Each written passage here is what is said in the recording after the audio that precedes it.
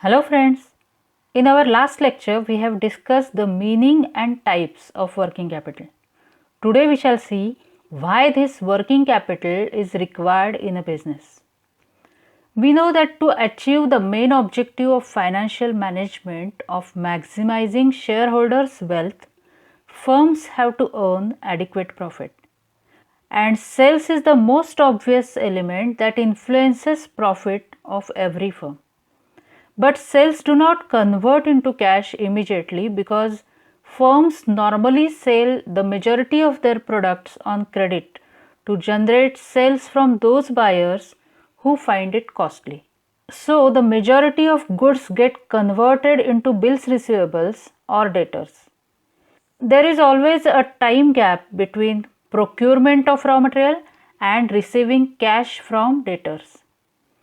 This time gap leads to requirement of working capital in a business. This time gap between cash outflow on raw material, wages and overheads and cash inflow from credit sales is known as the operating cycle or working capital cycle. And when depreciation is excluded in the calculation of operating cycle, it is also known as cash conversion cycle. Now, operating cycle can be gross operating cycle and net operating cycle. When we consider only conversion time of current assets for calculation of this time gap, it is known as gross operating cycle.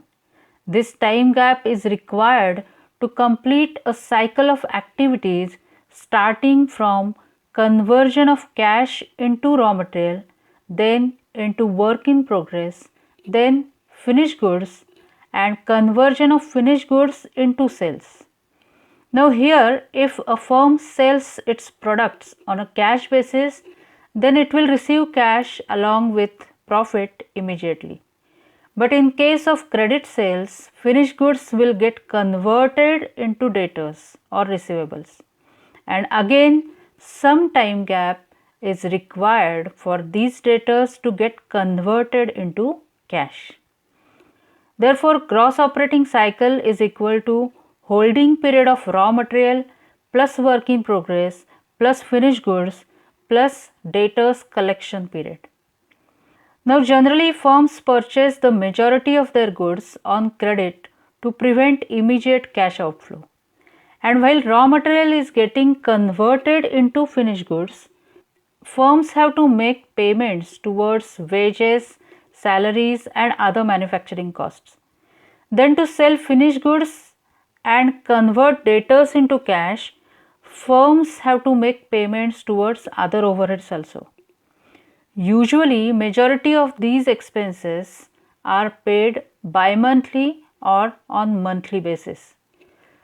Therefore, these unpaid expenses become current liabilities, such as creditors for raw materials and creditors for expenses or deferral payables of the firm.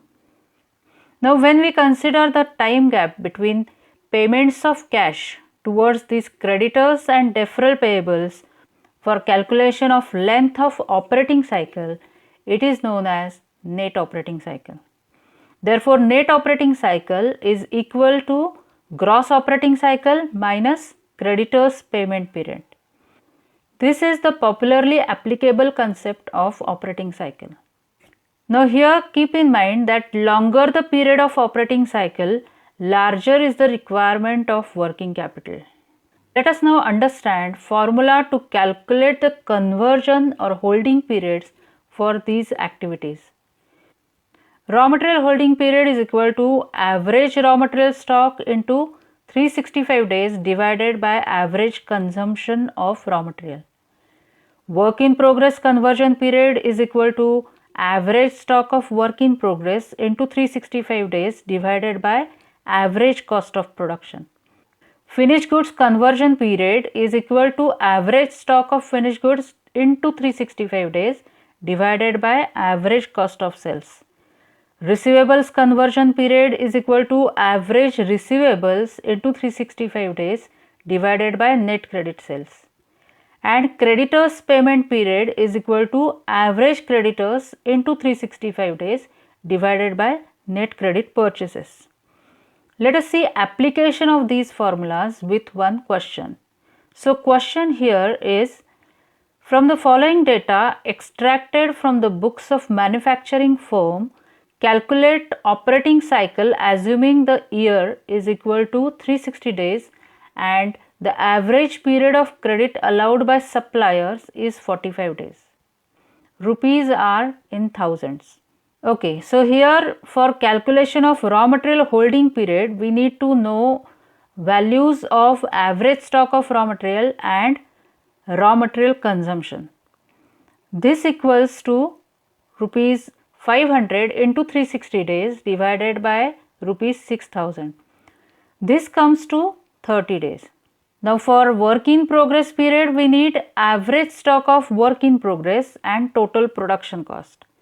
Therefore, work in progress period is equal to rupees 550 into 360 days divided by rupees 11,000, that is 18 days.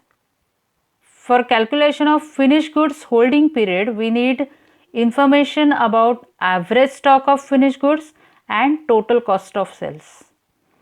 Therefore, finished goods period is equal to rupees 400 into 360 days divided by rupees 12,000.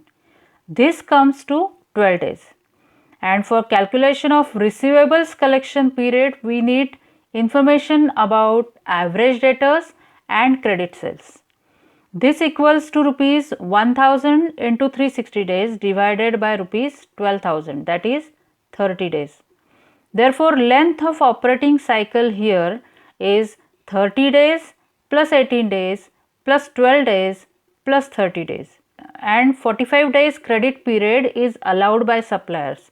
So, minus 45 days. So, the length of operating cycle is 45 days and total cycles in a year will be 360 days divided by 45 days. This comes to 8. That means there will be 8 cycles in a year. Okay friends, this is all for today. Thank you.